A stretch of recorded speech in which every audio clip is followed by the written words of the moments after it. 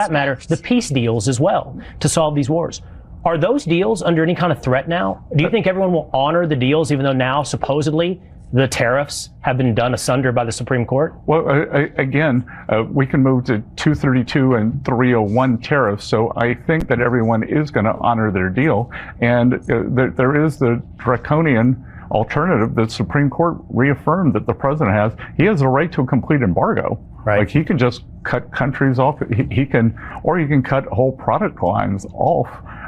We can't receive any money. So, I would call on all countries to honor their agreements and move forward. Well, one of the things with that, too, in addition to the fact that you're going to do embargoes against the UK, the European Union, and other nations, is these deals don't even really exist in the first place. They're like fake deals that Donald Trump posted social media posts. Like, that's what we're talking about here. Then Bessent said, well, this was a big loss for the American people. Here, play this clip. I listened to you speak this morning, and we have heard from the president. It sounds like the position of the administration is really nothing has changed today. Well, to be clear, today was a loss for the American people because by taking away President Trump's instantaneous leverage using the IEEPA authority, the American people have suffered a significant setback. Yeah, no, we didn't, actually. The American people were suffering because of this, and there was no statutory authority. That was the ruling that was made. And finally, Bessent describes the Supreme Court ruling as now giving corporate welfare to people as a result of this ruling. Here, play this clip. Questions on the tariffs so that I understand what happens next. You mentioned the revenue will not change for Treasury, but what about the revenue you've already collected? What about the $175 billion? Do you anticipate having to make refunds at Treasury? Well, I'm not going to get out ahead of the courts. And as the president said, the Supreme Court was very discombobulated on this. They didn't give any guidance on it. I think it's probably not 175. I think it's probably closer to 130, but still a substantial amount. They have remanded it back down to a lower court. And as Amy Coney Barrett said in the original hearing that I was at, this could be a mess. And this could take months, this could take years to litigate and to get to the payouts. Oh, so you're going to litigate it and you're just not going to refund it? It was actually pretty clear what the ruling said. I want to call in Professor Justin Wolfers, economist over at the University of Michigan. Justin, it is great to see you. So that's what Bessent is saying. Embargoes, they're going to make it messy and they're going to try to litigate this, that this is bad for the American people. First, I want to get your reaction to the Supreme Court's ruling and then your reaction to what you just heard right there from Bessent. Yeah, actually, I think, Ben, I think it's great that the United States is not a monarchy. We were not set up to be a monarchy. The Constitution explicitly granted the power over taxes, and tariffs are a tax to the Congress. The Congress never gave that to the president. The president just tried to take it. The Supreme Court today reminded him that, in fact, we have a people's house. Amazing. That really changes, I think, how you understand this. The president is screaming and yelling, oh, I can't do this. The court made a bad decision, blah, blah, blah. No, the only thing the Supreme Court said today, tariffs are not unconstitutional. Just you have to go through Congress. So if the president has a good case to make, all he's got to do is convince a Republican Congress. That's it. So there's no damage being done by the court. And to be clear here, to the extent that anything's being undone, it's because the Republican Congress refuses to go along with the president here. Bessent went on and on how this is bad for the American people. Here's a funny thing, though. The thing about Trump's tariffs is if they worked, the theory of the case, here's not mine, was you would make it more profitable to do business in America than abroad, and that would bring jobs into the United States. Well, how come then, when the Supreme Court said, no, you can't tariff, you can't do that, it actually led the value of American stocks to rise? That's markets directly telling all of us that they believe the value of American business, and we haven't even talked about workers yet, they believe the value of American businesses goes up when the president's not allowed to indulge his tariff agenda. That's markets saying the theory of the case was always wrong. That's markets celebrating, saying this is good for America that the president no longer has this unilateral power. When we looked at the data earlier on Friday, too, the day started where I thought if we were going to have Professor Wolfers on, we were going to talk about the GDP being half of what was projected, or the PCE, which examines inflation around consumer behavior. That the fact that came in hotter than expected, that we were going to talk about that metric, or I thought perhaps we would talk about the fact that in December the trade deficit was like the highest it's been in a really long period of time, and that despite Donald Trump saying he's reduced the trade deficits by 78%. I don't know if he confused 78% with an increase in the deficit of like 78.1 billion, but it's just a lie. As you say, lying liars lie. The data that's been coming out this week, even before this Supreme Court ruling, was not what the Trump regime was claiming what we were expected to see, right? Yeah. So the one I want to pick up on, because it ties the two together here, is what happened to the trade deficit. Look, there's a deep question. Should we care about the trade deficit? Let's put that aside. And Ben, if you want to go deeper, let's go deeper. I love going deeper. But that's what the president cares about. I don't actually care about it. But he wants tariffs because he wants to reduce the trade deficit. So we just got the trade deficit for 2025, and it is almost identical. I think it's 0.02% different from 2024. So we had this great trade war. Great. We had a trade war. And the one thing it was meant to fix, it did nothing about. Now, by the way, that might sound a little confusing to folks, but actually that bookcase behind me that's full of economics textbooks, every one of them will tell you, if you want to reduce the trade deficit, tariffs aren't the way to do it. I could have, and in fact did tell you before the fact that this wasn't going to work. So the one thing the president was aiming for, it's clear that it failed. We all knew it would fail. So it was a bad policy aimed at something we shouldn't care about, and it didn't work. What was interesting when we heard Bessent, when he was confronted with the potential number of refunds, 175 billion, notice that this is the one time he actually wanted to make the number less and not more. They've all been saying, and I've been saying that this is one of the biggest lies, is that tariffs have brought in trillions of dollars. We all heard Trump's speech, trillion, 17 trillion, 15 trillion, tariff shelf, this, that, the other thing. It did bring in 175 billion as a tax on the importing companies passed on to the American consumer. That's the reality. But that was the moment where he said, actually, it's a little bit less. It's more like 135 billion. And so let's talk about two things. One, just the fact that, just notice that's where he comes up with his own number. But I'm like, didn't you guys say this brought in trillions? So that's a lie as well. Huh? Ben, what I love about that is actually, I think it's so important, because the most important skill in all of macroeconomics, and I want folks at home to really think hard about this, is it's not understanding complicated models, and it's not understanding GDP and PCI and CPI and all the ways that we can dazzle you with bullshit. The most important thing is understanding the difference between millions, billions, and trillions. And you have that skill. It's actually remarkable how few journalists do. It's very hard for folks at home to. Let me give you a very simple rule of thumb. Whenever you face a number like that, what you need to do is bring it down to scale. What does this mean per person? What does this mean relative to total income? What does this mean relative to past values? Something like that. Whenever someone is using a term in millions, billions, or trillions, they've chosen not to do that. Why is it they've chosen not to do that? Because they don't want you to understand. This is the oldest Washington trick. The way you baffle someone with bullshit is you say one of the words that happens to end in illion, and people get confused which one's which, but they're massively different. By the way, here's a simple rule of thumb for folks. $1 million is when you get a briefcase and you fill it with $100 bills. $1 billion is when you get a school bus and you fill it with briefcases. And $1 trillion is when you drive 1,000 of those school buses into your local football stadium. That's how different these numbers are.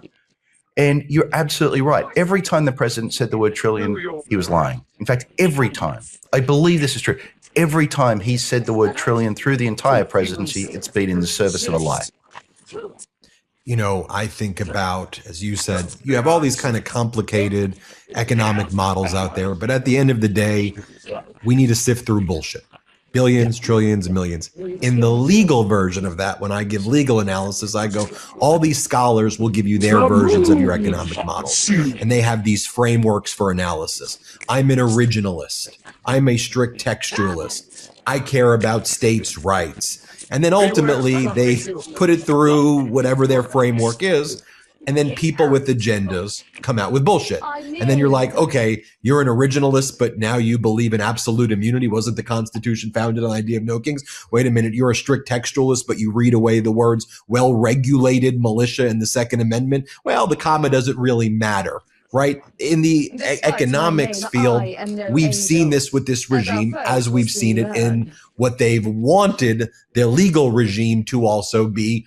Fortunately, here, this was one area where the Supreme Court, said, oh, no, on this one thing, you can't go this far.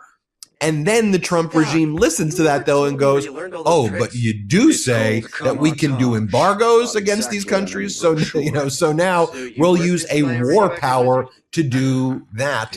And it's like, that's the lesson you've learned from this thing. And they've been handed a gift by the Supreme Court, and they're turning this gift that they got into potentially something worse. And I think you're absolutely right, mate. And I think what's actually sort of worse than that is the president's immediate reaction was to issue, I think it's called Section 122, a 10% global across-the-board tariff. So that makes it sound to folks at home like, oh, the Supreme Court took it away, but he was able to do it another way. No.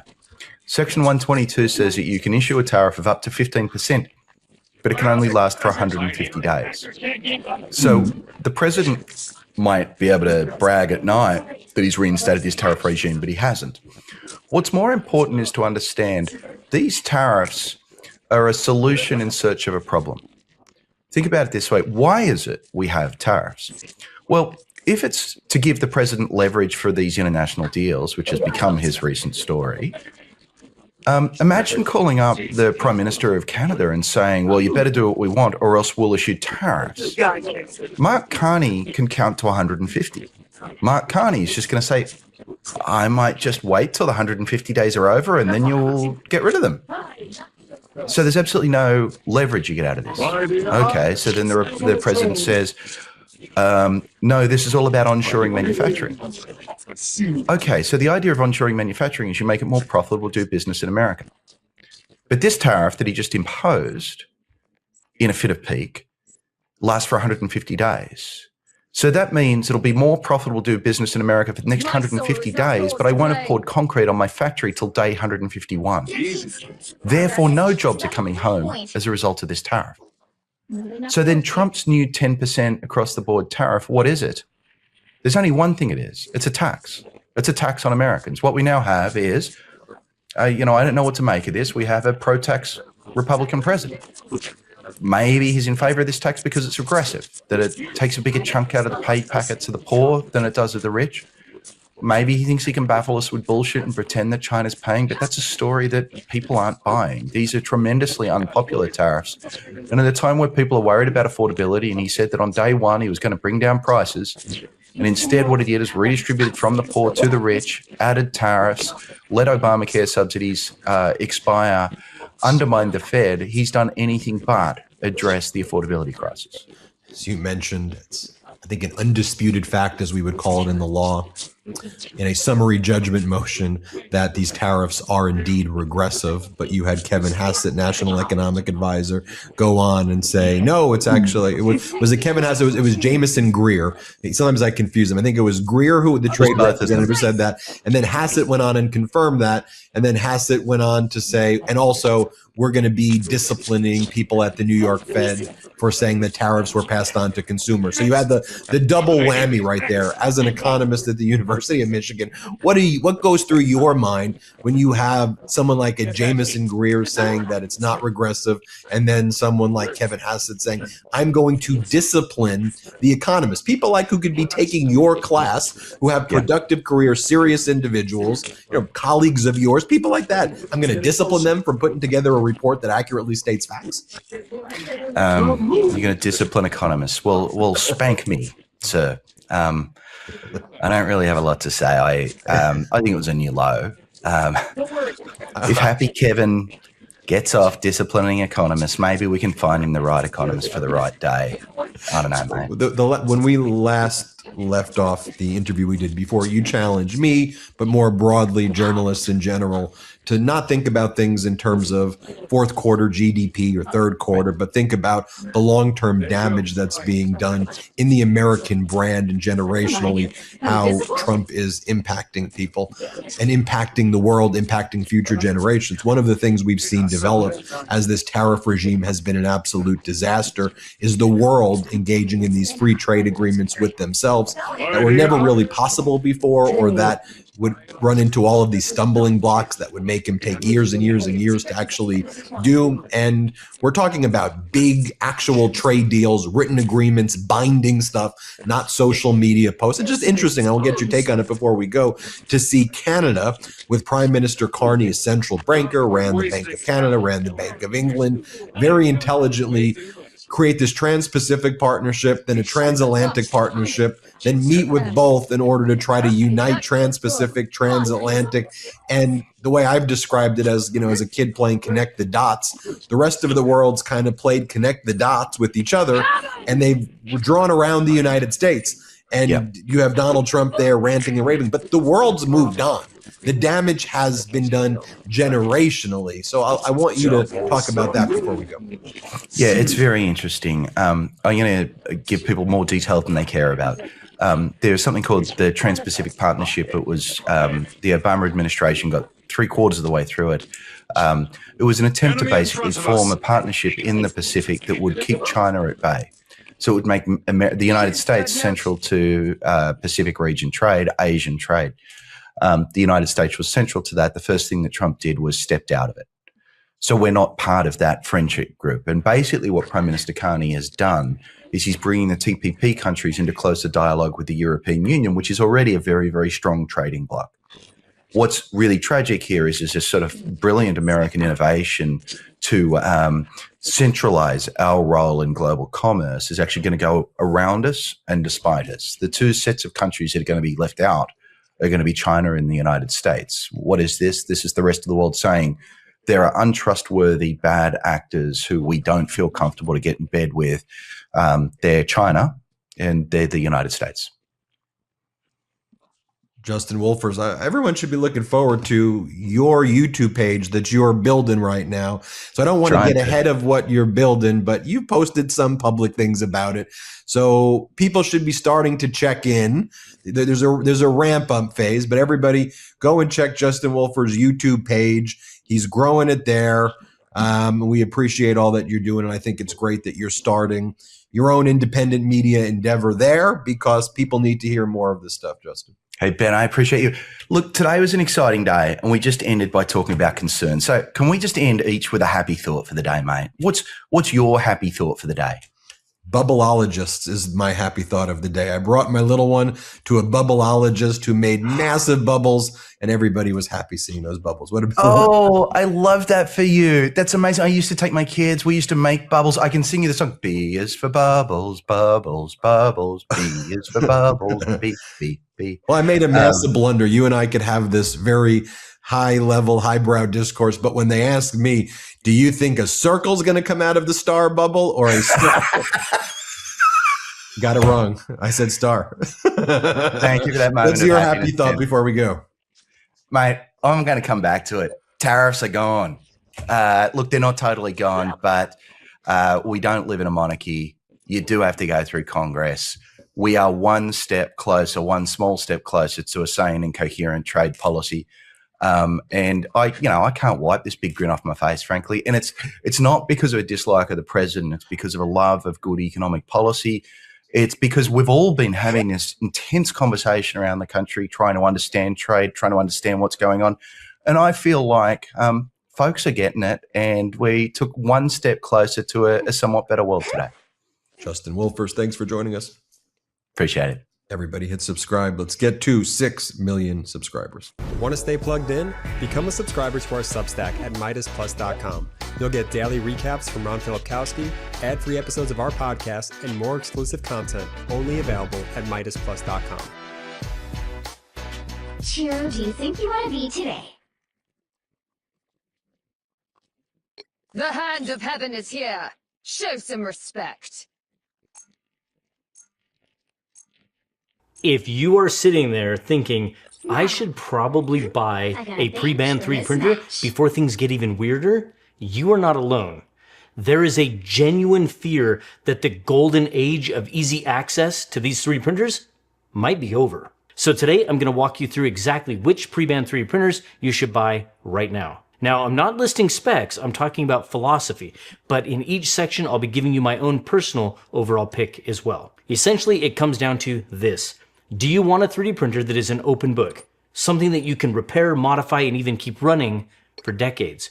Or do you just want something that works right now out of the box with zero headaches, even if it means living inside of a walled garden? We are covering everything from budget kings to industrial workhorses. Let's start with the heavyweight in open software and hardware. If you're worried about the future, about companies going under or cloud servers getting shut down, Prusa is a safe harbor. Joseph Prusa has built a company that effectively serves as the antithesis to the black box appliance mentality that we see taking over tech. When you buy a Prusa, you aren't just buying a printer, you're buying into an ecosystem that really does respect you as the user. You get access to most of the hardware schematics and firmware source code. For many of the machines, if a part breaks 5 years from now, you can 3D print a replacement part on the machine itself or buy a standard off-the-shelf component to fix it. That is the definition of right to repair. Now, their support is one of their greatest strengths. You have 24/7 live chat, email, and a massive community that has probably already solved whatever problem that you could encounter. Price-wise, you are looking at around the $450 to $500 price range for a Prusa Mini, which is a fantastic little farm machine, by the way. And then you kind of move up through bed slingers and into the Core 1 and the XL machines at the top, with those machines being priced in the several $1,000s. My overall pick for Prusa machines would be the Core 1, which comes in at about $1,200. Now, maybe you don't have Prusa money, but you still want that open source experience. This brings us to Creality and Sovol. These brands have traditionally been the entry point for a lot of people in this hobby. Creality lately has been on a roller coaster. For years, they were the fixer-upper brand. You bought an Ender 3 and then you spent, another $200 and maybe 40 hours fixing it up. But they've really tried to turn that around with the release of the K1 and now the K2 series. They're enclosed, they're fast, and they offer multicolor options. Now, support has always been kind of Creality's weak point. Historically, it was virtually non-existent. But I have to give credit where it's due. Since Bambu Lab entered the scene, printer tech, user experience, and customer support have seen huge leaps across our industry. And Creality has really stepped up. Now, it's still mostly email and community-based, but it's miles better than it was in 2023. Now, my overall pick for Creality, it would come down to the K2 Plus combo, which comes in at about $1,300 USD, and it has a very generous build volume and, of course, multicolor. Then you have Sovol. If you want the most bang for your buck in terms of raw hardware, look at the SVO8 and the SVO8 Max. These are fascinating machines because Sovol basically took the open source Voron design, which is usually a complex DIY style kit, and mass produced it as a retail product. You are getting a massive high performance machine for around $500 to $1,000 for the Max. However, Sovol is a small company. The user experience is still very much that generic budget experience of the non-heavyweight brands.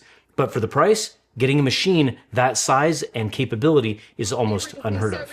Now, its openness is a tinkerer's dream, but it could be a beginner's nightmare if you aren't capable of turning a driver or a wrench. My overall pick for Sovol is going to be the SVO8 regular, not the Max, which is a very large machine. It's open source roots, and it's priced around that $530 range. And since you're just getting started, you're going to need some filament. This is a 1 kilogram spool of Polymaker filament, which is my official sponsor, and they make some of the best filament in the world, and I'll have their links on the screen and in the description. And while you're at it, go grab some of this too. Element Sparkle Green, the best green that exists. Seriously, it's my spool, collector spool. Go grab it. All right, now let's address the elephant in the room. The company that completely disrupted the entire industry. If you don't care about open source and you just want an appliance that prints like a dream every single time, you buy a Bambu Lab. Now, many call Bambu Lab the Apple of 3D printers. It is a walled garden. You use their slicer, their app, their cloud, and largely their proprietary parts. But in exchange for that, you get an experience that is polished to a mirror shine. They do have an incredible library of parts for you to service your machine at extremely fair prices, but unless you are stocked up on parts, this could be an issue in that dystopian reality where this all gets banned anyway. Now, the A1 Mini and the standard A1 are without a doubt the best entry-level machines on the planet. They start at around $200 USD. Now, calling them starter machines feels really like an insult because they outperform printers that cost $1,000 just a few years ago. If you step up to the P2S or the H series of printers, you are getting enclosed Core XY machines that are fast, reliable, and support AMS. That's Bambu's multicolor system, which is currently the industry standard for ease of use. Bambu printers work online and offline, and you are in control of whether or not you do the firmware updates. So there is no worry about you waking up one morning and finding your printer freshly rebooted with the new government spyware installed. Just pay attention to the firmware updates like any system that you update. Now, my overall pick for Bambu is tough because of the sheer number of options that they offer. So I'm going to give you two. For the budget-minded, the A1 Mini is an incredible printer that you cannot go wrong. Everyone should own an A1 Mini. Now, for the higher-end crowd, I would choose an H2C. That is Bambu's flagship nozzle-changing 3D printer with incredible speed, performance, and versatility. Now, let's look at the brands trying to bridge the gap between budget and premium. Elegoo is famous for their resin printers, but their FDM machines are aggressive on pricing and print really well. The Centauri Carbon 2 is their latest push. It's an enclosed 3D printer running open source Clipper, and it comes in at a price point that makes you double take. It's around $450. The original Centauri Carbon is down to $289, if you can believe that. Is the user experience as smooth as Bambu? No. Is the support as good as Prusa?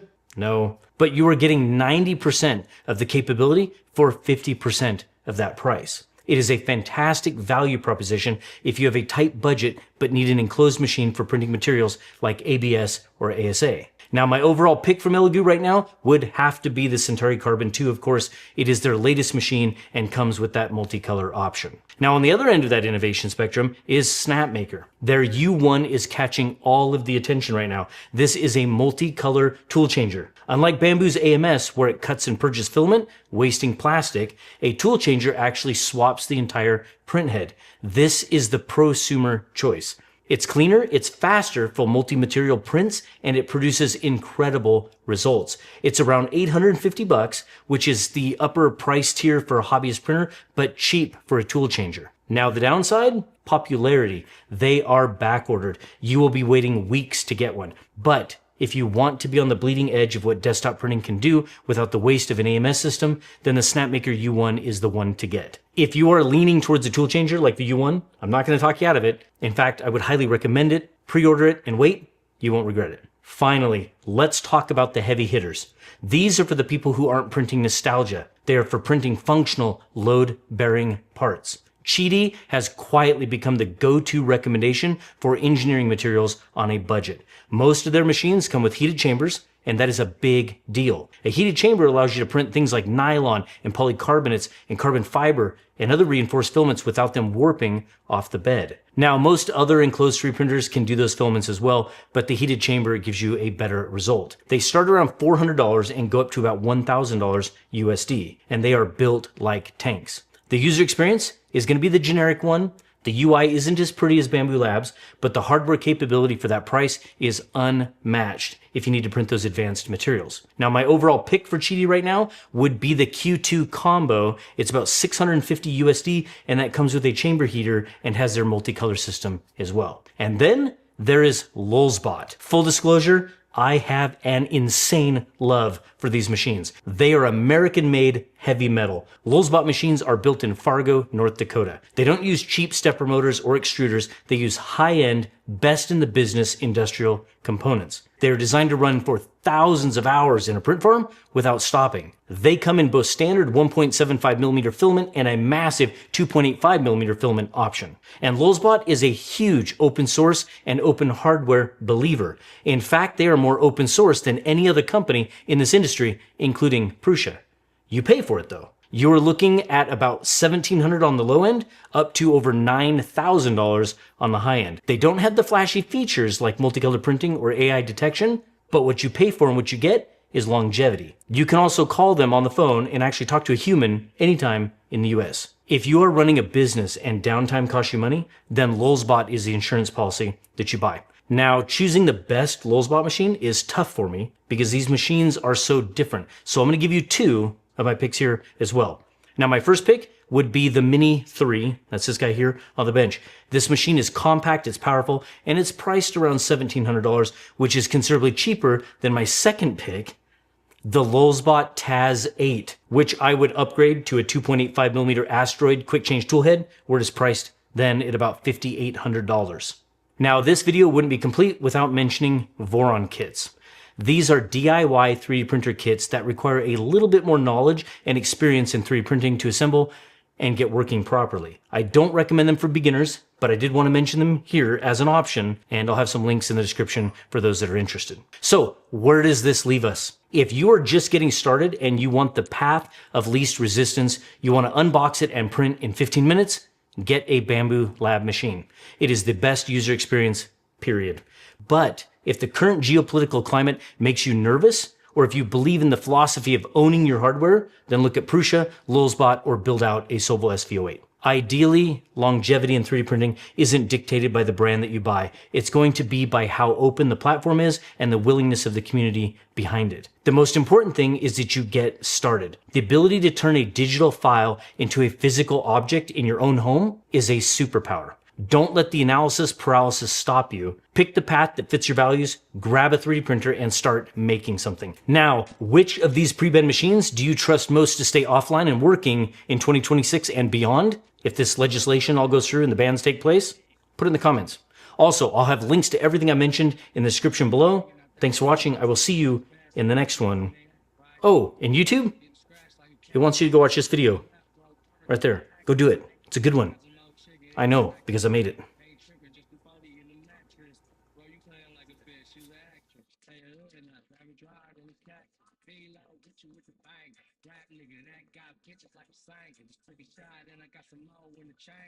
There's a new time standard for the moon. Rust versus C++ is boring. The real third option is Cherry. Your Cloud RAM might become a clever algorithmic illusion. NPM isn't ready for what's about to hit them. Imagine the best compilers end up being non-deterministic. Let's talk about what 2026 is going to look like.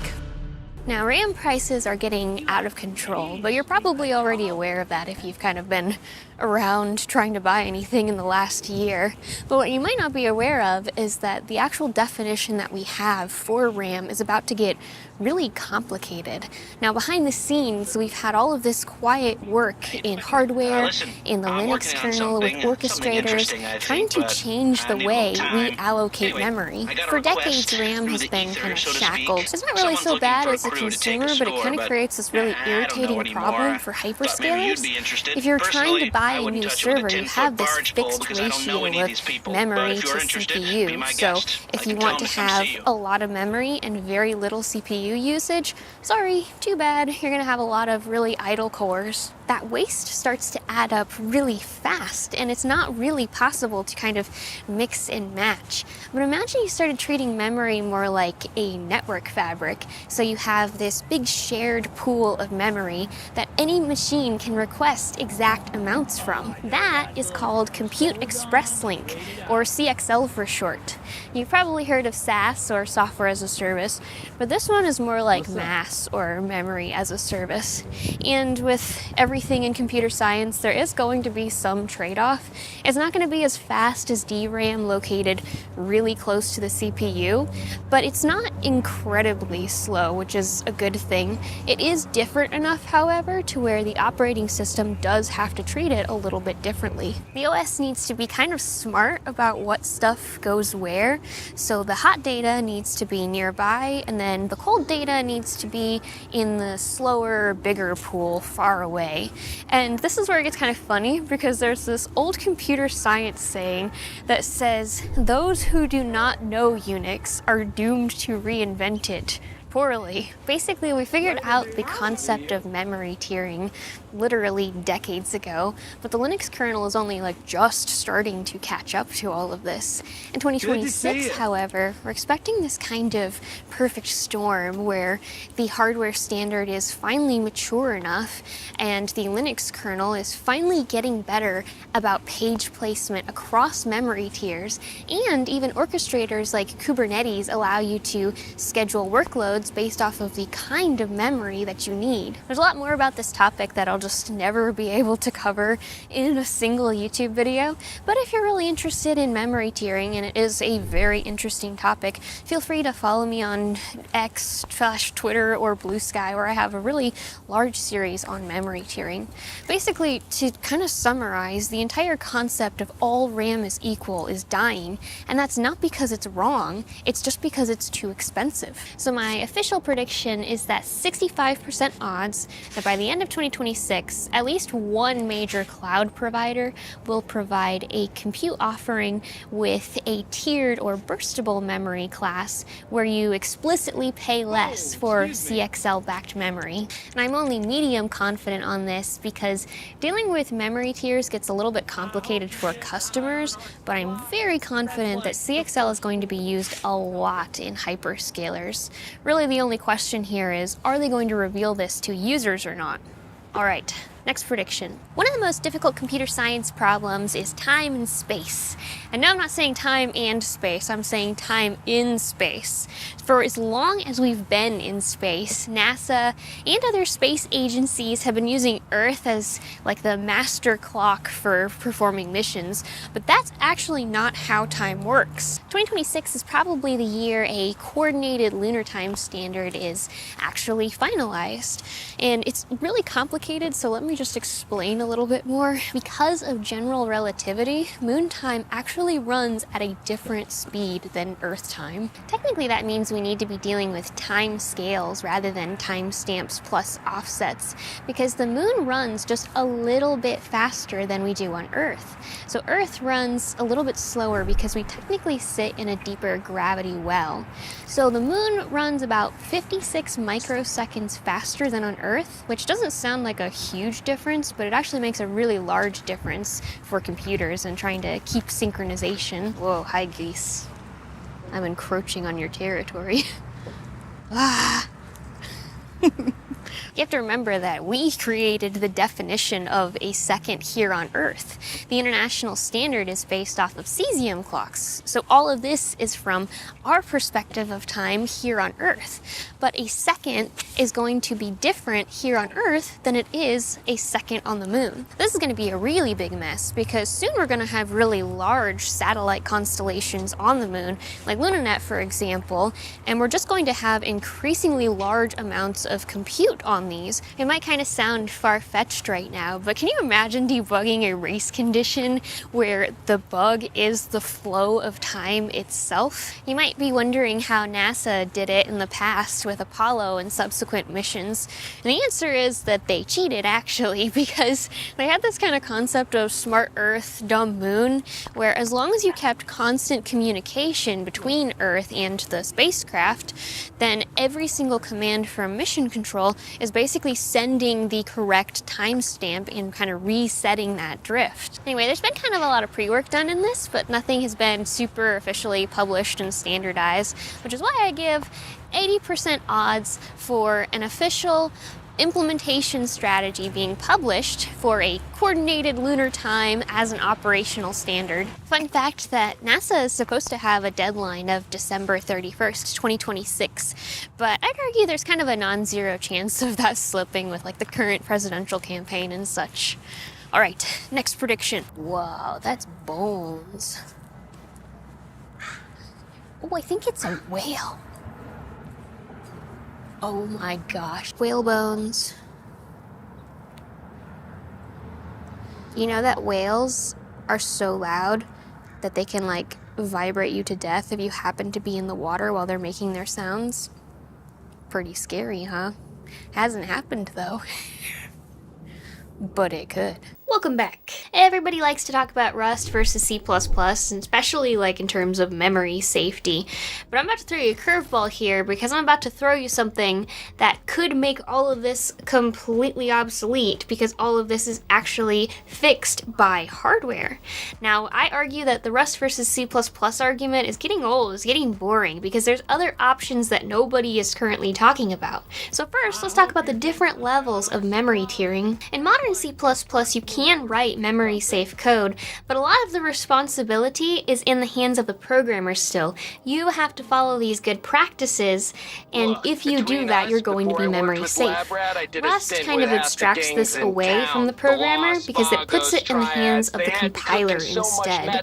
You can think of this kind of like a wall. In the C++ version of the wall, it's like it's made out of a shower curtain or something like that. So if you do something stupid, you could trip and just fall completely through the wall because it's really not that protecting. Rust takes this one step above. It's kind of like the wall is made of glass, and you're not just going to trip and fall through the glass wall. It's going to stop you, but you could theoretically take a hammer and break through the glass wall. That would be like turning off all safety features. Cherry is something that's even one step above that. That's like the wall is made out of concrete. So no matter what you do, you can bang against the wall as much as you want. You're never going to be able to fall through it. Cherry uses this kind of idea of like capability-based addressing. Kind of long story short, instead of having your standard 64-bit pointer, you have this 128-bit capability that explicitly defines what memory the CPU is allowed to access when it's using this 128 bits. And kind of the nicest part of this is you don't have to rewrite your code for this. Let's say you have some unsafe C++ code here. All you need to do is recompile it for Cherry, and now the hardware is going to catch any of those bugs for you. Personally, I think most of the efforts right now to take existing code bases that are battle tested and such and rewrite them in modern memory safe languages is just kind of misguided, because if you think about it, modern operating systems are like 50 million lines of code. And one statistic that people like to talk about is that a regular senior software engineer can produce like 1,000 lines of safety critical bug-free code per year. So that means if you follow this kind of metric and you hired even literally thousands of engineers, this is still a decades-long project. But Lori, what about AI and stuff? Well, I have a few different problems with that, but let's just take it at face value and say you can do this. Well, there's just still so much that it is still an insurmountable problem, which is why I like so much the idea of solving this at the CPU level. And this idea is gaining more traction, which is why I give 40% odds that by the end of 2026, some mass-produced consumer device, think like IoT Hub or something like that, will ship with a Cherry-enabled processor. I really wish it was higher, but you gotta be kind of realistic over here. But there is enough experimentation in the RISC-V and ARM space that there are dev boards already available. And I do like any idea that's not just going to be take this entire code base or all of these code bases and blanket rewrite them into a different language. I think it's good to look at the hardware level solutions for this, and maybe this will inspire some of you to take a look at it. Okay, I got a really fast but terrifying prediction for you guys. So think about major package repositories. Think like NPM, PyPy for different programming languages and such. My prediction is that in 2026, there is a 70% chance that a major developer package repository has to shut down registrations for greater than 24 hours. It's kind of scary to think about, but it's just getting easier and easier to slip in completely unaudited code into these different package repositories, or even like purposefully malicious AI generated code or something like that. And it's really easy to make all of these packages look completely legitimate. You can have like huge readmes, you can have unit tests, you can have different commit histories and stuff, all making this look extremely legitimate. But some of the best, most challenging attacks are supply chain attacks, where you slip in some Trojanized code in part of like the dependency chain or in a package something is relying on. The worst part of this is this problem gets worse and worse as people start vibe coding more and more.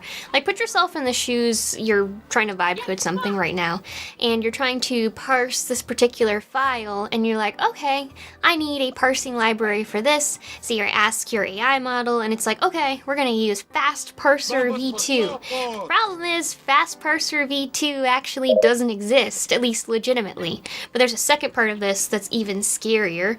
Let's say some malicious actor knows that this is some really commonly hallucinated library, so they decide to make a version of this hallucination that is a malicious version of the library, so it's actually slipping in a backdoor or something that you're willingly installing on your system. And this is such a scary concept, it's called slop squatting, which is kind of a funny term I hadn't heard of before, but it's where malicious actors just generate a ton of these different packages in the hopes that somebody will accidentally use them. I'm really thinking the era of this kind of anonymous publication to these large package repositories is just going to start to come to an end, and we're going to have some kind of trusted developer verification to be able to push to these repositories. Otherwise, the problem's just going to keep getting worse and worse over time. Kind of reminds me of the Discord verification. Anybody see that? Where it's like the thumb, and it's got like a little face drawing on it. He's like showing it to the camera for age verification, and Discord's like, oh, we estimate your age to be 13 to 15. Now we're getting on to my personal favorite prediction, and this one's kind of complicated because it kind of gets in the weeds a little bit, but I personally think you should stick around and listen. I'm not biased at all. Anyway, imagine if in 2026 we produce compilers that have a different non-deterministic output at the highest levels of optimization. That means same source code, same compiler flags and such, but when you turn up optimization levels to the max, you might produce a different binary during every single different compilation. And if you're a developer, you're probably thinking like, oh, Lori, man, what are you on? Compiler optimizations are complicated. They're kind of like really big search spaces. So let's say you feed in some source code to GCC or LLVM. It's going to take that and look at the math or something and try to figure out optimal register allocation, for example. But the truth is, these are all actually human-created guesses based off of learned heuristics. Modern CPUs are getting so complex that branch predictors, the reorder buffer, and optimal cache allocations are basically becoming like a near superhuman problem to solve. Really interesting fact, under very specific circumstances, an ML model can do better inline optimizations than a deterministic math algorithm. But pause, because we need to talk here for a second. You might have heard Elon say that by the end of 2026, AI models were going to skip code completely and be writing directly in binary. And like, no, absolutely not. This is an absurd statement. I'm not saying that ML is going to be replacing the compiler at all. I'm saying that under very specific circumstances, in certain heuristics, an ML model can decide good inline optimizations. If you go over and ask an AI model, like, hey, generate me this binary from scratch, what it has to do is it has to pretty much hallucinate millions of opcodes completely correctly. And if it gets just a single byte wrong, or even like a single bit wrong, that program's going to completely not work. But if you think of ML-guided optimization as a subset of the compilation process, as in like the decision engine, it does start to make sense. Now, Google's already done this for optimizing some binary sizes down, and it actually ended up beating humans by like 7%, which is pretty impressive. And this has been upstreamed back into LLVM back in 2021 already. But my prediction is a little bit different. My prediction is that by the end of the year, 65% 95% odds that LLVM ML Go lists 3+ ML guided heuristics. Right now it's 2. It's inlining for size and reg alloc eviction. If I had to guess, the next one would probably be loop unrolling, since it's like the next logical step. Because if you do loop unrolling improperly, you're just gonna kill the instruction cache with a ton of repeated instructions. But this maps nicely to models, so you could use fixed seeds, and there's already quite a few papers talking about how it beats vanilla optimization level 3. I'll link those below. The tricky part is that LLVM is just such a critically important project that the maintainers are super selective about what gets accepted and upstreamed back into LLVM. Kind of the overall sentiment is only use ML solutions when they consistently beat hand-tuned heuristics with safe fallbacks. So those are my predictions for 2026. And if there's one thing that you should take away from this, is that there is a lot of exciting stuff happening still in the field of computer science. And there's a lot of doom and gloom out there, but if you take a little bit of a deeper look, you'll see that there's still a lot of cool stuff happening that nobody seems to be talking about. As always, I will link as many relevant papers as I can in the description of this video. And I'm really curious what you think. Do you disagree with me heavily? Do you have more thoughts on a particular prediction? Feel free to leave a comment below. And don't forget to subscribe if you like this kind of computer science content. As always, thank you so much for watching, and until next time, Lori Wired out. Oh, this goose is approaching me. Hi, Goose. Look at him go. He's... Hello.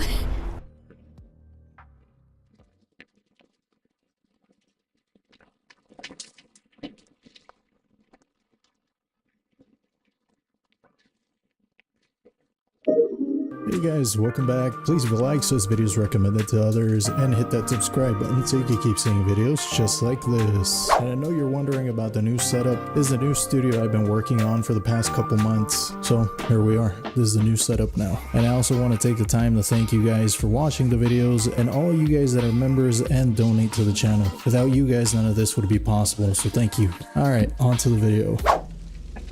A friendly reminder to lock your doors.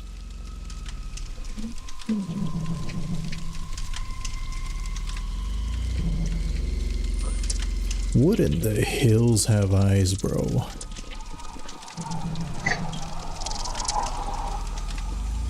Does she have a knife in her mouth? That's crazy.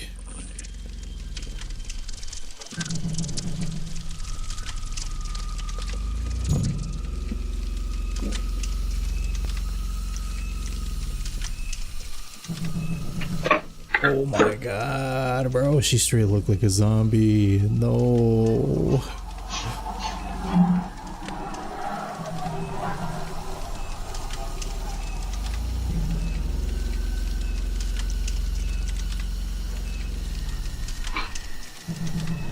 Yeah, remember to lock your doors. I don't know who still goes to sleep at night with their doors unlocked, or who has them unlocked throughout the day. You are brave if you do. A little brave and a little crazy. Might not even be human. That might be a skinwalker. I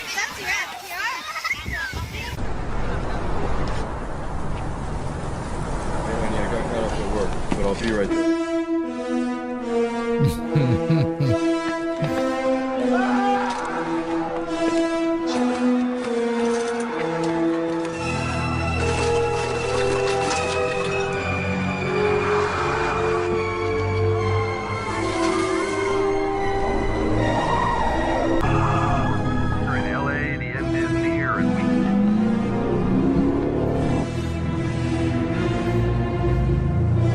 This is painfully accurate. It really is, man. It's so accurate. It's not even funny. People bought up the entire grocery store and still nobody stayed home. Bro, I don't know where it's coming from. Chanting? Genuinely, like, what is this? You got louder, more intense. I couldn't see where it came from.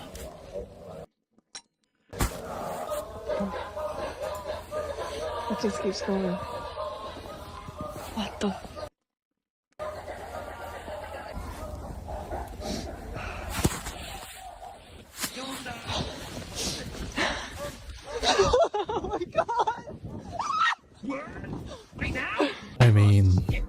could be a real cult. That could be an actual real cult. FYI, if you hear chanting, don't go following the noise. Maybe walk in the other direction. Arm. And then even Nixon, there's like hours in this goddamn. You gotta go there while they're, but while I'm there, I have the tapes, but I didn't have time to like reload it. So I like duck into a place, and they have like all these little cabins, and like they're listening to music and partying, and I duck in, and it's like a photo of Henry Kissinger dressed as a woman, simulating sticking his fingers in his. And it's just those little things you see. And Force Mutual Insurance. How can we help you? Bro just casually met Alex Jones. That's crazy. GTA 5 side mission. Yeah. Damn, dude is so lucky. That would be so cool to meet Alex Jones randomly.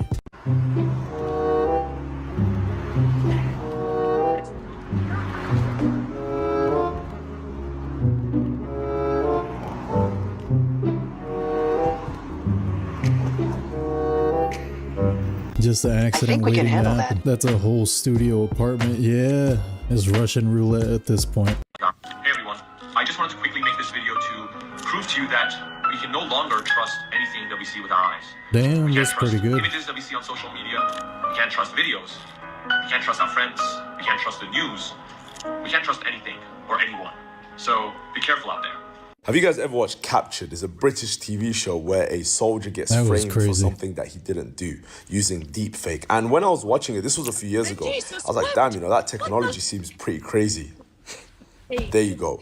But putting my conspiratorial hat on, I always believe that when they give something to the masses, they've probably had access to it for the last 10 years. They're only giving you access now, which then also makes me think, how many events and political events out there do you think have been faked?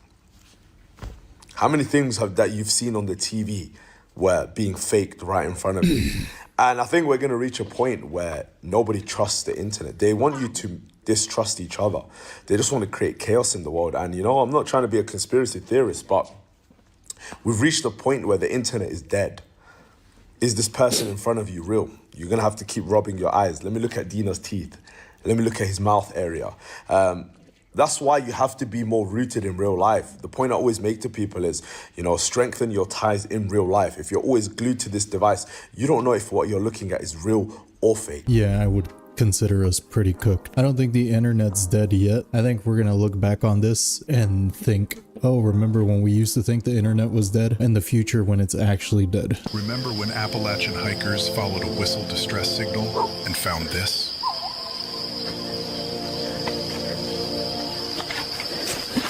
Remember when Appalachian hikers followed a whistle distress signal and found this?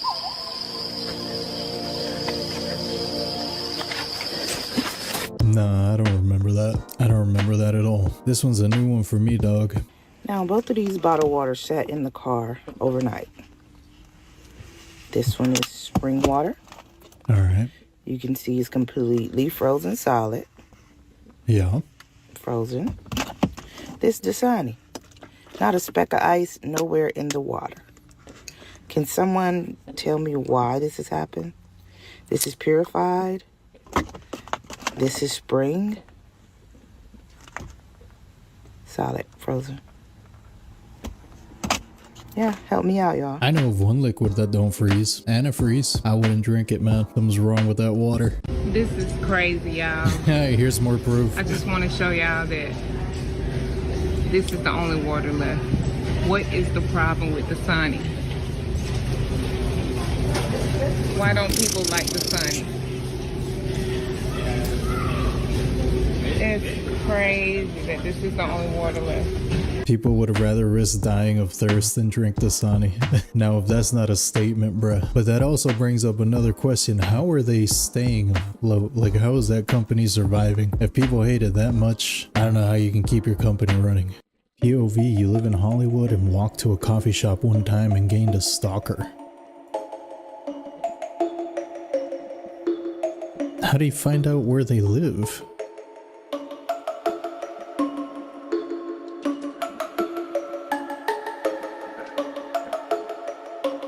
Wait, this dude's not homeless. He got different fits.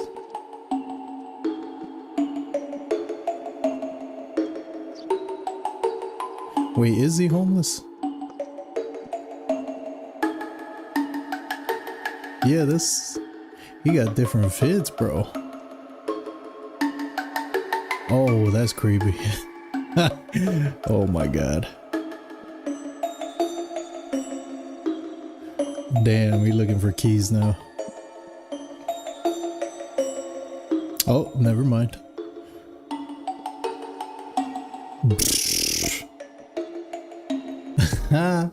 Dude said this is mine now. And the LAPD tells you just get a dog. I have a restraining order now. Wow. They said get a dog, bro. It's not our problem until he unalives you. That's crazy. The system is broken. Imagine owning an Escalade, access to money, power, Google search, and you take it upon yourself during an ice storm apocalypse to fill two storage bins full of gasoline. Damn, bro, I Baby, thought it was those speed. storage bins are for your Christmas decorations that you should have put away last month, not unleaded. What do you imagine doing with those? You gonna just trap fumes with a lid and store it in your garage? They're gonna eat through that plastic like a snack, baby. You're supposed to be purchasing snacks, Doritos, Chips Ahoy cookies, Tostito pizzas. That's what you're supposed to be purchasing, not 2 storage bins of gasoline. And then what? It's gonna catch on fire? Because our emergency personnel are taking care of exploding trees, not exploding garages. Your Escalade is about to be a $90,000 scented Yankee candle is what's about to happen. Stay safe out there. I'm pretty sure this is illegal too. That's crazy, man. I wonder if she even made it home. I just know that gas started eating through that plastic container. There's no way she made it home. All right, so if y'all never seen Final Destination, that car on the back of that trailer just hit a bump, and that just jumped like off, like it's about to fall off the trailer. I ain't getting behind the Joker, but I mean, I'm gonna come up on the side of him like, nah, actually, I'm about to just ride by. That hit one more bump, that shit going down. That joint is crazy.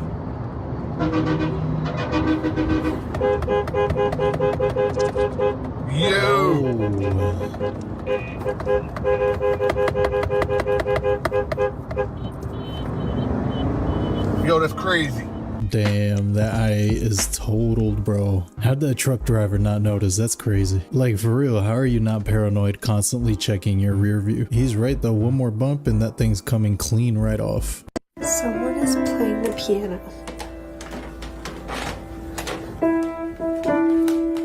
Huh? What the Kitty cat? Someone is playing the Yo, piano. why is he actually good? What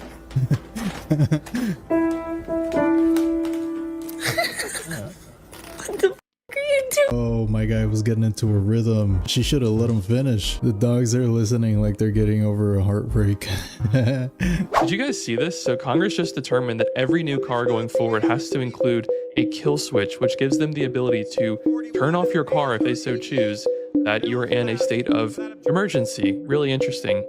This is so Orwellian that Orwell himself would not believe it, and we need to start being very honest with each other as citizens of the United States. Our government, Congress, does not represent the voice or the will of the people, which was supposed to be their job originally. And if we do not fundamentally change the way our government behaves, we are forever lost as citizens because they're all bought and paid for, and they do not care about us. Wow. You know, I saw a video the other day where they were basically explaining the way our world works right now, and it made so much sense. I just can't remember what the word was. They used some word that meant that basically our country is ruled by rich people, that we don't really have a democracy. Plutocracy, here we go. Okay, plutocracy, a country or society governed by the wealthy, an elite or ruling class of people whose power derives from their wealth. A society that basically just benefits the rich, so like billionaires and politicians and Congress and lizard people and aliens and the Illuminati. Can I help you? No. You all good. I'm trying to make sure she all good. I'm good. No. I got she is managed. She wants to talk to her. That's it. Then you can go over there. Okay. What the hell, bro? Alyssa, it's not funny. Get inside. I know. Look at the fucking ring.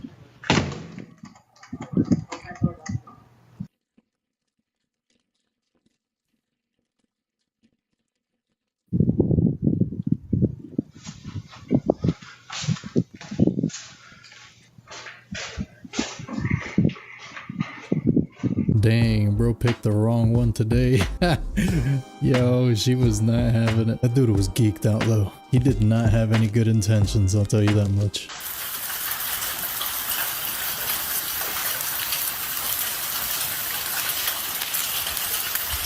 Yeah, it's raining rocks. I don't think that's a liquid. Is this what snow is? What?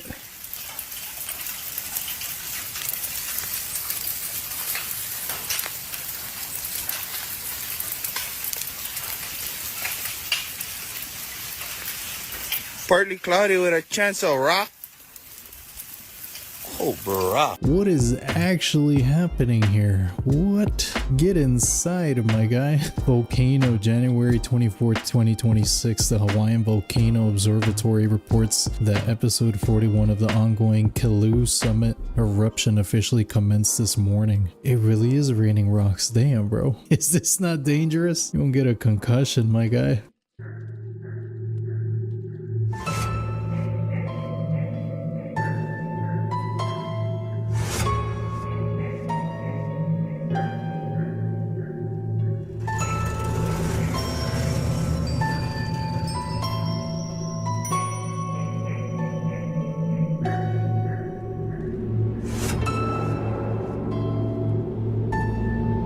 I hope this ain't real. 8 million burgers a day ain't coming from cows. You know, I used to think that was a crazy statement, and now I'm realizing that the math ain't mathin'. It wouldn't surprise me if fast food meat was actually this. It's actually not that crazy, to be honest. I was getting my things together to get off the train, and the door closed at the last stop, which is my stop, but, oh, they're turning off the lights. I have no idea where I'm going. It just kept going. Oh, this is terrible. Oh. Oh my god. I was getting my things together to get off the Oh train, my goodness, bro. and the door closed at the last stop, which is my stop, but, oh, they're turning off the lights. I have no idea where I'm going. It just kept going. Oh, this is terrible. Oh my god. The genuine fear in his eyes. If he can post this, he can call 911. I tried it. They shot me. Thanks, Aaron. Oh my god. Hopefully you make it home. Best of luck to you, my guy. Thoughts and prayers. Mark my words, the next big war in our lifetime is going to be over water. And if you think otherwise, feel me, you're not paying attention. Mark my words, the next big war in our lifetime is going to be over water. And if you think otherwise, feel me, you're not paying attention. I believe this man. And all this just so we can make videos of cats dancing. Yay. Okay, you might not believe what Mr. Beast just promoted after promoting Neuralink a few days ago, the brain implantable microchip. He is on a roll, and I don't know if it's a good one. So, in his latest YouTube video, Mr. Beast goes to a freaking gigantic factory and starts hyping up and promoting lab-grown chicken, totally synthetic, fake chicken, which he says is going to be the future of food, and how great it is that no chickens were harmed and we got to eat all this lovely, yummy, freaking factory chemical food. Now, I'm sure it's so safe and super good for you, wink wink, but is it not shocking that after Mr. Beast just recently partnered with the Rockefeller Foundation for philanthropy and woo-woo-woo, and in the video where he announces his merging and partnering with Rockefeller, he happens to do the double devil horns. Like, you can't make this up. Of course, sometimes people accidentally put their hands in funny positions. This does seem intentional, of course. So he goes to Upside Foods, this startup company, woo! He eats it and says how great it is. And keep in mind, dude, if Mr. Beast promotes something, it's going to be based on a business agreement. This isn't some willy-nilly thing. Of course, he goes there to promote not just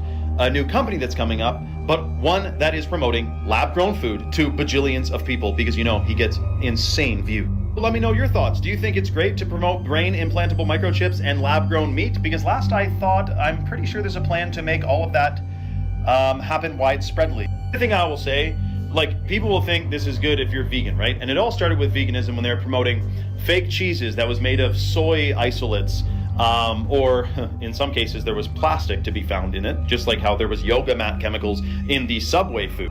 Subway bread had a chemical in it that was azo dicarbide or whatever, which is the chemical that makes yoga mats squishy. But anyways, my point is that I think we need to really seriously focus on making our food supplies great again. And that's not a pun intended, like make America great again. But I'm just saying, they were great a long time ago when it was all organic. Let's go back to that. What do you say? Let me know your thoughts in the comments below and follow for more. Yeah, man, I'm telling you, it has nothing to do with animal cruelty, nothing to do with the animals. They're using somebody like Mr. Beast to make it look cool. Other than this probably not being really good for you, that maybe it's actually terrible. Wouldn't this be the perfect way to have complete control over the food supply? Don't nobody have chickens, Daddy. nobody has cows, nobody has nothing. You get nothing. You gotta buy it from them. Life does not. Oh my God.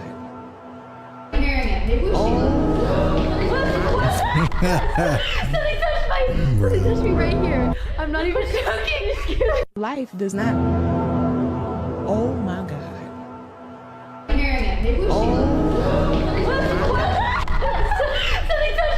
Somebody touched me right here. I'm not even joking. Maybe she had beans for lunch. Who knows, maybe? It's the ghost pranking her. It was them haunted beans. Y'all seen these right here yet? Looks like a dragon maybe embedded in the rock, maybe something petrified. Anyways, there's a lot, there's a lot of big stuff. Just watch the video and follow this guy.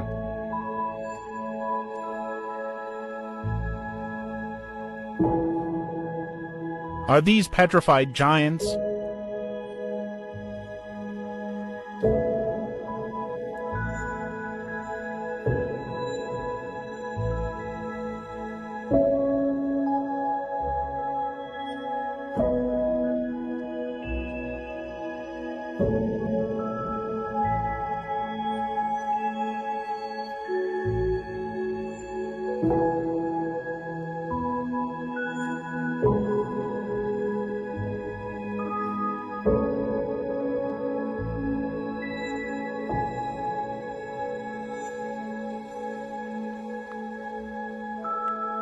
Okay, I'll let him know.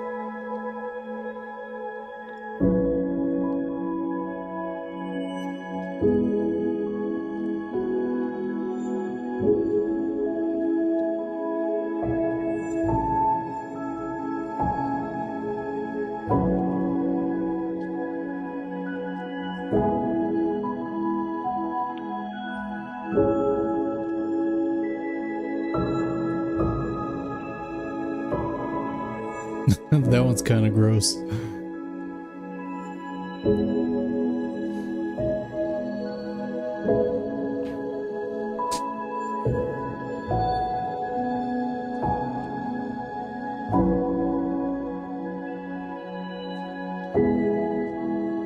Some of those were a little too accurate. Like maybe they were statues at one point. Maybe somebody designed them. Plainfield, Illinois front and back porch lights were flashing SOS. I called 911 twice. Officers said they checked but didn't see or hear anything and wouldn't go back. 20 minutes later, the lights still flashing, and it sounded like someone was calling for help. Stay safe and alert. Wait, that could be SOS. It's probably Morse code. And there's another light on the other side.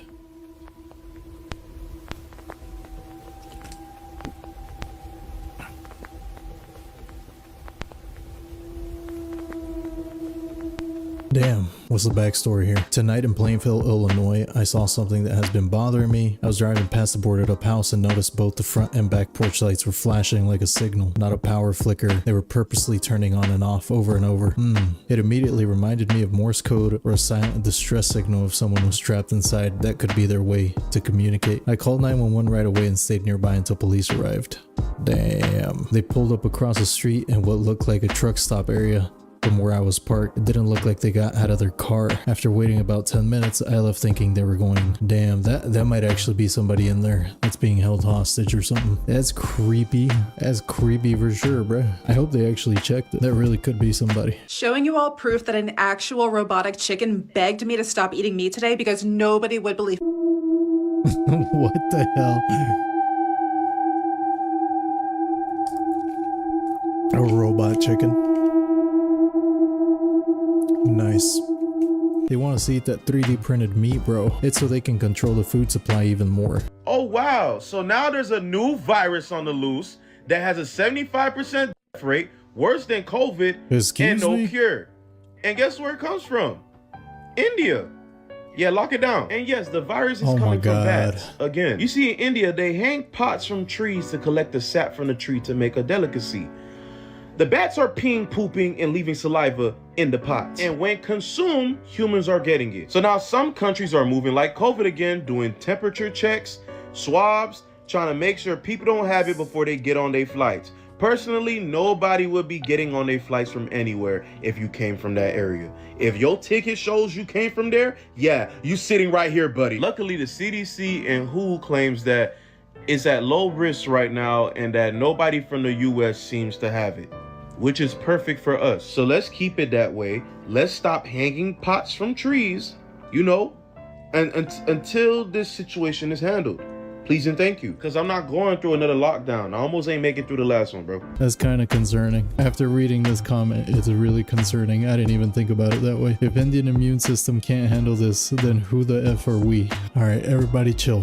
Everybody stay where they are. Nobody move. Don't travel. Don't do anything right now. We can't screw up 2026. Not yet. It's already screwy, but we can't screw it up even more. What in the world do we think happened here? This place is for sale right now in Monroe, Michigan for under $100,000, which is unheard of in this day and age. And it's actually cute on the outside, but the price makes a lot more sense when you see the inside. So many of you sent me this listing for my Zillow series, and I'm really disappointed that despite all of my research, I could not figure out what happened in this house. Some people were speculating that it could have been a foreclosure, saying that sometimes people will trash a house when they find out that the bank is taking it over. Sometimes, if that's the case, the home is listed as a foreclosure instead of just saying that it's for sale. But in the state of Michigan, they have no legal obligation to tell you that the home is a foreclosure, as long as they're showing pictures that accurately represent the state of the house. I think what's even more concerning is that there's evidence that children lived in this house. And if a foreclosure is the case, it seems like the parents gave their children a bucket full of red paint and red markers and told them to go crazy on the walls. At least I can hope that it didn't look this way while they were living there. Let's say it was that they gave them some paint and said go crazy. They made some beautiful art. That real estate agent has some nerve posting those pictures. They could have at least painted over that. Come on, man. Oh, I found a glitched person. Just wait. They look like they're running, right? They're not. They're staying in place. They've been there for like 2 minutes. Where's Oz at? What? They gotta restart their simulation. Their game's not loading. You're supposed to ignore that.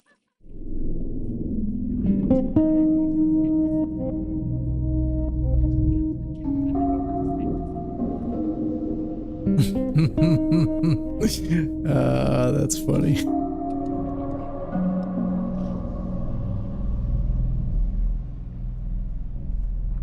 I'd like to imagine that they got up to go pee and the wig stayed in place. She was raptured.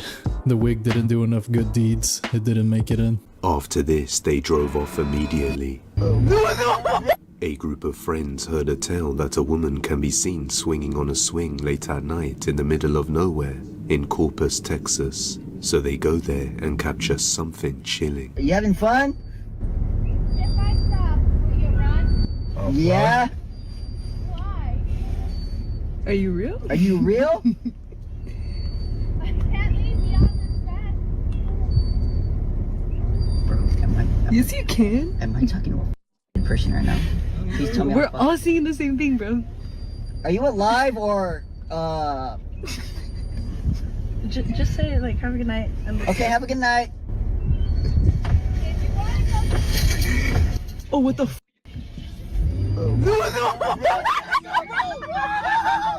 Someone or something can be seen swinging repeatedly. When asked if she is real, she doesn't answer and says to the group that she can't leave beyond the fence. Then suddenly something unseen hits the fence and a growl is heard, leaving the group freaked out. Alright, bro, if you say so.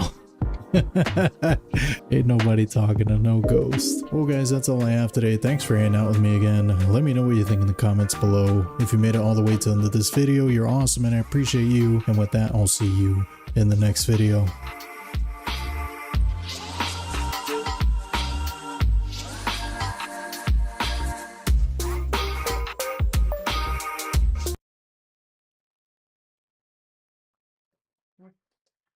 Hello, peeping Toms and Tomettes. Hello, peeping Toms and Tinas. I want to thank you for pausing your body cam footage, whatever police brutality shit you were staying up watching late while high, to tune into your favorite surveillance state host. It's me, your resident eyes here, Palantir. We're monitoring your heart rate. We're following your little cousin going to school. We're going to put him in a bag because he says some things about the government that we don't quite like. Welcome everyone to another episode of The Company Law. Yeah, that's right. Now, ladies and gentlemen, today's video is all about doom. And I'm going to teach you all how to stop dooming. I'm going to teach you all to love everything you're hearing in the news. Children are being eaten. That's a good thing. Children are being eaten. That's a good thing, mate. That's wonderful. People's body parts are being put in a stew. That's wonderful for us.